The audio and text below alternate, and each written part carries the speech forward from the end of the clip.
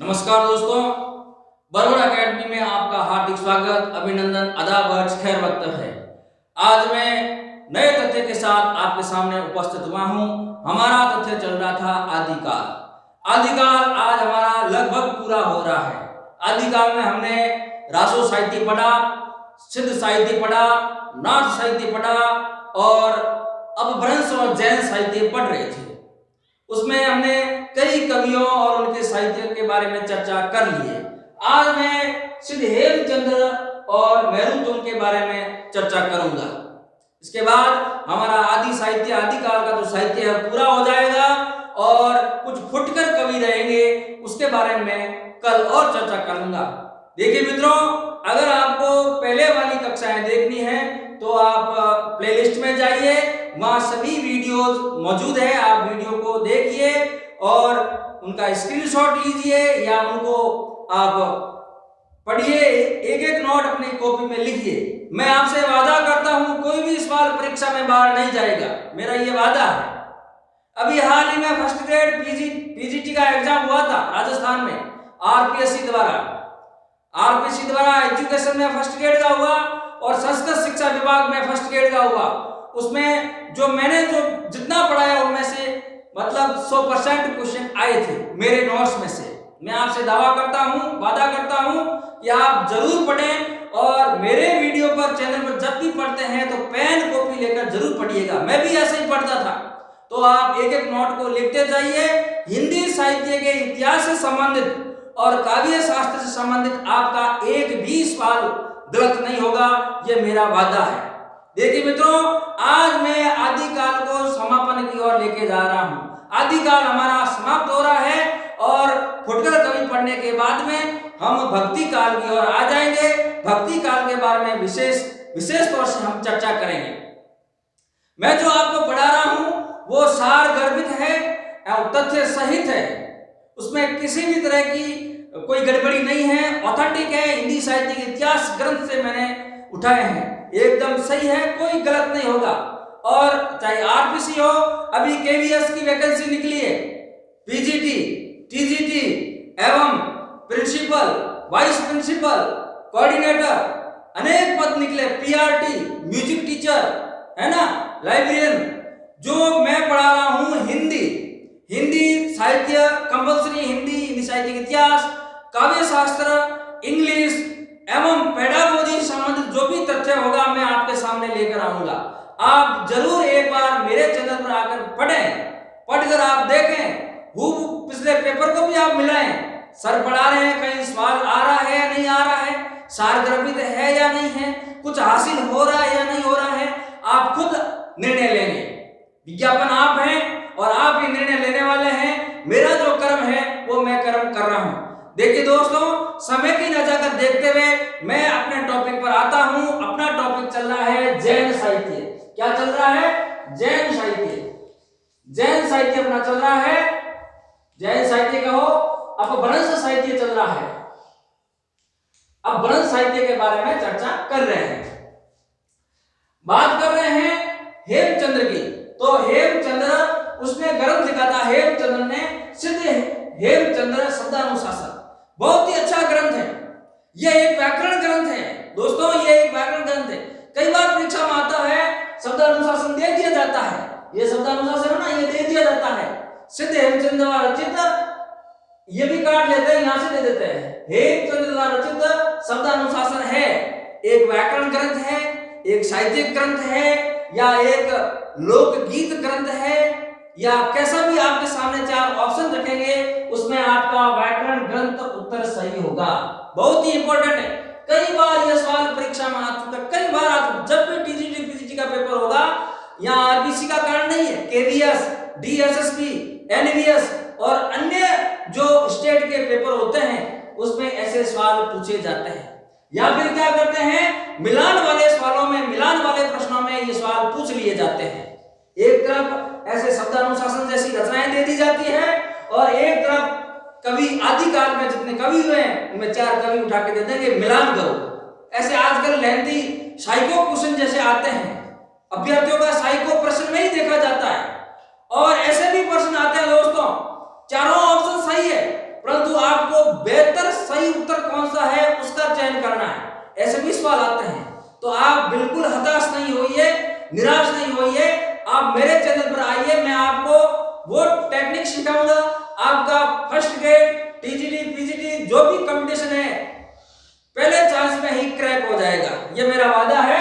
देखिए सिद्ध हेमचंद्र का ग्रंथ है, हेमचंद्र का सिद्ध हेमचंद्र शब्दानुशासन, आप शब्दानुशासन भी ले सकते हैं या सिद्ध हेमचंद्र शब्दानुशासन, यह एक व्याकरण ग्रंथ है, आप इसको नोट करिए। ये एक व्याकरण ग्रंथ है, आप इसको नोट करिए। कुमारपाल चरित हिंदी साहित्य में द्वयाश्रय शैली में रचित प्रथम ग्रंथ है, आप इसको मोस्ट लगा लीजिए। इस तथ्य को आप मोस्ट लगा लीजिए, इस तथ्य को, ये तथ्य मोस्ट है। कुमारपाल चरित, रचना का नाम है कुमारपाल चरित, हिंदी साहित्य में द्वयाश्रय शैली में रचित प्रथम ग्रंथ है, इसको आप मोस्ट लगा लीजिए। आगामी परीक्षा में यह सवाल टपकने वाला है, क्योंकि अब इस सवाल को छेड़ दिया है, कई कंपटीशन में आ गया, तो हो सकता है आगामी सवाल, आगामी परीक्षा में और रिपीट होने का चांस रहेगा। फिर मैं बात करूं सिद्ध हेमचंद्र की अन्य रचना योग शास्त्र, योगा के बारे में लिखा गया पूरा। फिर है प्राकृत व्याकरण, प्राकृत की जो व्याकरण है उनके बारे में एक ग्रंथ इन्होंने लिखा, वो है प्राकृत व्याकरण का एक ग्रंथ है प्राकृत व्याकरण। फिर है छंदानुशासन, छंद, जो छंद आप पढ़ते हैं ना वो छंद, उनका भी एक इन्होंने ग्रंथ लिखा है छंदानुशासन।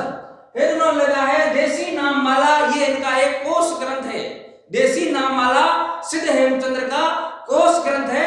आप इनकी चारों रचनाओं को याद रखें, चारों पांचों रचनाओं को याद रखें, और मोस्ट इंपोर्टेंट शब्दानुशासन को कभी भूले नहीं, यह एक व्याकरण ग्रंथ है। इतना आपको मेरे मित्रों ध्यान रखना है। उसके बाद मैं बात करूं मेरुतुंग की।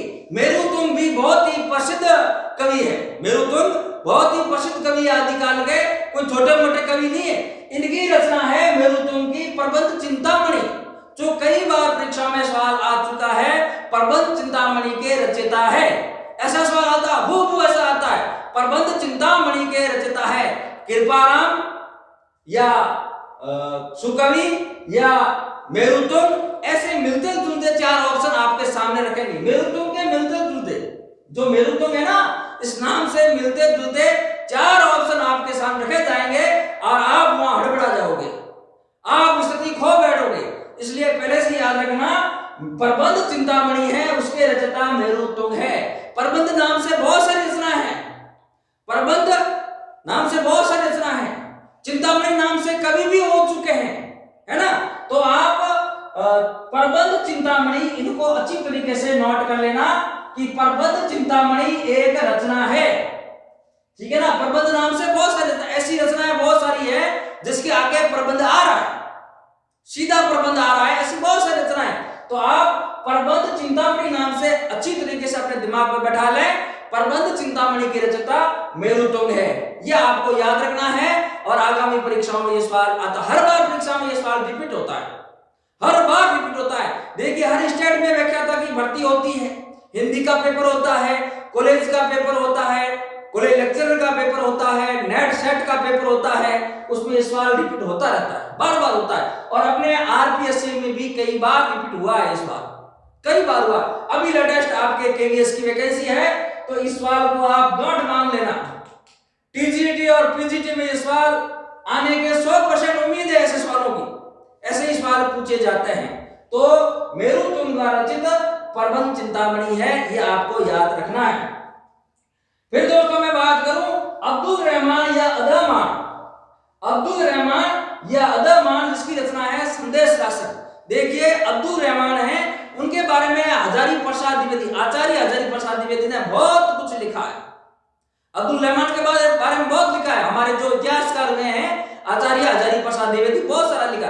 उन्होंने नाथों के बारे में बहुत लिखा, सिद्धों के बारे में बहुत सारा लिखा है, नाथ सिद्ध के बारे में उन्होंने बहुत सारा लिखा है। और अपभ्रंश में भी उन्होंने लिखा है, अपभ्रंश में अब्दुल रहमान के बारे में उन्होंने लिखा है। और उन्होंने यह भी कहा है कि आचार्य हजारी प्रसाद के अनुसार यह प्रथम कवि है। आचार्य हजारी प्रसाद द्विवेदी ने अपनी मंशा व्यक्त की है अपने हिंदी साहित्य के इतिहास ग्रंथ में, 3 भागों में उनका इतिहास ग्रंथ है, ठीक है ना। उसमें उन्होंने अपनी मंशा प्रकट की है कि अब्दुल रहमान हिंदी के प्रथम कवि है, आचार्य हजारी प्रसाद द्विवेदी का मानना। अब परीक्षा में ऐसे आ जाए कि आचार्य हजारी प्रसाद द्विवेदी के अनुसार हिंदी का प्रथम कवि किससे माना गया है, तो आपका उत्तर होना चाहिए अब्दुल रहमान। आपका उत्तर अब्दुल रहमान होना चाहिए। आचार्य हजारी प्रसाद द्विवेदी के अनुसार, आचार्य रामचंद्र शुक्ल के अनुसार अन्य है, श्याम सुंदर दास के अनुसार अन्य है, राहुल शंकरदयाल के अनुसार अन्य है। तो मैं बता दूं आपको, आचार्य हजारी प्रसाद द्विवेदी के अनुसार हिंदी का प्रथम कवि अब्दुल रहमान है। कई अधः मान लिखा हुआ आता है, आप दोनों को एक ही माने। और इसकी प्रसिद्ध रचना है वो संदेश राशक है, प्रसिद्ध रचना है वो संदेश राशक है, बहुत ही प्रसिद्ध रचना है दोस्तों। अगर मैं बात करूं तो संदेश राशक का रचनाकाल, संदेश राशक का रचनाकाल 12वीं शताब्दी के उत्तरार्ध एवं 13वीं शताब्दी के पूर्वार्ध। यह रचनाकाल है संदेश राशि रचनाकाल 12वीं शताब्दी, 12वीं शताब्दी का तो आपके उत्तरार्ध, 12वीं शताब्दी के उत्तरार्ध यानी 12वीं शताब्दी इधर पूरी हो रही थी और इधर 13वीं शताब्दी की शुरुआत, 13वीं शताब्दी पूर्वार्ध। ठीक है दोस्तों, तो यह संदेश शासक का जो अभी परीक्षा में आरपीसी द्वारा एक सवाल पूछा गया था एजुकेशन में, हिंदी का जो पेपर हुआ था उसमें पूछा गया था कि संदेश शासक का समय काल क्या है। ये सवाल डिलीट हुआ है, उसमें ये नहीं पूछा, ऐसा पूछा था 13वीं शताब्दी की रचना है, प्रश्न आया था 13वीं शताब्दी की रचना है, उसमें संदेश शासक भी था और 3 रचनाएं और थी, उसको आरपीसी ने डिलीट माना है। हो सकता है कि संदेश शासक के साथ दूसरी जो रचना है वो भी 13वीं शताब्दी की थी, इसलिए आरपीसी ने उस सवाल को डिलीट कर दिया। 13वीं शताब्दी की रचना मानी जाती है अपने संदेश शासक, 12वीं सदी का उत्तरार्ध और 13वीं सदी का पूर्वार्ध। 13वीं सदी का उदय हो रहा था और इधर संदेश शासक पूरा हुआ। ठीक है ना। आगे मैं बात करूं दोस्तों, भारतीय भाषा में रचना करने वाले हिंदी के प्रथम मुसलमान कवि अगर किसी को माना जाए तो आपके अब्दुल रहमान है। भारतीय भाषा में किसी मुसलमान कवि को प्रथम माना जाए वो आपके अब्दुल रहमान है। आप अच्छी तरीके से याद कर लेना, भारतीय भाषा में अगर किसी मुसलमान कवि ने अगर रचना की है तो प्रथम रचयिता आपके अब्दुल रहमान होंगे, उनको ख्याति प्राप्त है, प्रथम होने का ख्याति प्राप्त है अब्दुल रहमान जी को। उन्होंने हिंदी में रचना की है मुसलमान होते हुए प्रथम है। बाद में बहुत सारे मुसलमान आए, बहुत सारे मुसलमानों ने रचना की, परंतु दोस्तों प्रथम अगर बात आए तो प्रथम अब्दुल रहमान है जिन्होंने भारतीय भाषा में रचना की है। आगे मैं बात करूं, संदेश शासक को श्रृंगार काव्य परंपरा की प्रथम रचना माना जाता है। बहुत इंपॉर्टेंट है, बहुत ही इंपॉर्टेंट है। संदेश शासक को श्रृंगार काव्य परंपरा की प्रथम रचना मानी जाती है। कैसी रचना? श्रृंगार काव्य की रचना। श्रृंगार के क्षेत्र में अगर बात करें, श्रृंगार के क्षेत्र में तो प्रथम रचना संदेश शासक को माना गया है। आदिकाल में जब संदेश शासक की रचना हुई तो उस रचना को अब विद्वानों ने प्रथम माना है कि श्रृंगार के क्षेत्र में, श्रृंगार काव्य के क्षेत्र में अगर प्रथम रचना माने तो वो संदेश शासक है और संदेश शासक के रचनाकार है अब्दुल रहमान और इसकी रचना का जो समय है वो 13वीं शताब्दी है, 12वीं शताब्दी का उत्तरार्ध, 13वीं शताब्दी का पूर्वार्ध। ठीक है। आगे इसमें लिखा गया है, इस ग्रंथ में विक्रमपुरी की वियोगिनी नायिका का वर्णन किया गया। संदेश शासक जो संदेश शासक है इसमें विक्रमपुर एक शहर है, उस शहर की एक नायिका है, गृहिणी है, उसका वर्णन संदेश शासक में हुआ है। उसमें नक्श की सौंदर्य वर्णन हुआ है, उसमें नायिका के सौंदर्य का वर्णन किया गया है। इसलिए विद्वानों ने कहा है कि हिंदी का प्रथम श्रृंगारिक काव्य अगर माना जाए, रचना मानी जाए तो वो संदेश शासक है। इसलिए उन्होंने माना क्योंकि इसमें नायिका का वर्णन किया गया है। वो नायिका कैसी? वियोगिनी नायिका। वियोगिनी कौन होती है? जिसका पति उनके पास में नहीं होता है, उसका पति कहीं दूर देश में रहता है और पीछे वो उनकी याद में रहती है, वो उनका वियोग होता है। अब वियोग में जलना ऐसा नहीं है कि आग में जल रही, आग से जलना भी बेहतर होता है। वियोग में जलना, किसी की याद में जलना यानी किसी की याद में डूबे हुए रहना किसी आग से भी बड़ा होता है। तो इसमें एक नायिका का सौंदर्य का चरित्र चित्रण इस ग्रंथ में किया गया है, इसलिए संदेश रहस्य को हिंदी का प्रथम श्रृंगारिक काव्य माना जाता है। यह आपको दोस्तों ध्यान रखना है। आज इतना ही पढ़ेंगे दोस्तों। कल नई कक्षा में मैं फुटकर साहित्य है आदिकाल के, उनके बारे में चर्चा करूंगा। उसके बाद में हमारा जो आदिकाल है पूर्ण रूप से समाप्त हो जाएगा और हम भक्ति काल की शुरुआत करेंगे। बहुत अच्छा लगा, मुझे बहुत ही अच्छा लगा। लगभग जितने ही वीडियो होंगे आप देख लेना प्लेलिस्ट में जाकर, 60-70 वीडियो होंगे। मैंने शुरुआत से जड़ से शुरुआत की है। मुझे बहुत अच्छा लगा, मुझे बहुत ही तमन्ना हुई, मुझे बहुत अच्छी शांति मिली है। मैंने बहुत अच्छी मेहनत करके टॉपिक को बोर्ड पे पढ़ाया है। आपको कैसा लगा मित्रों? आप कमेंट करके मुझे जरूर बताएं। अगर आप मुझे कोई सजेशन देना चाहते हैं फिर भी आप मुझे कमेंट करके बताएं कि सर ये कमी है, मैं उसको स्वीकार करूंगा। आपको अच्छा लगे तो भी आप कमेंट करके बताएं सर यह हो रहा है, तो मुझे क्या है थोड़ी खुशी रहेगी, मुझे शांति रहेगी कि मेरे दर्शक कैसे हैं, मेरे विद्यार्थी कैसे पढ़ रहे हैं। कोई रिप्लाई नहीं आ रहा है तो मेरे प्यारे विद्यार्थियों, साथियों, दोस्तों मुझे जरूर रिप्लाई दीजिए। अगर आप मुझे कोई सजेशन देना चाहते हैं तो बिल्कुल सजेशन दीजिए, मैं उसको स्वीकार करूंगा। आज इतना ही, नमस्कार, धन्यवाद। वीडियो को ज्यादा से ज्यादा लाइक करें, सब्सक्राइब करें और घंटी के निशान को दबाना ना भूलें। मैं आपका अति आभारी रहूंगा। नमस्कार, धन्यवाद।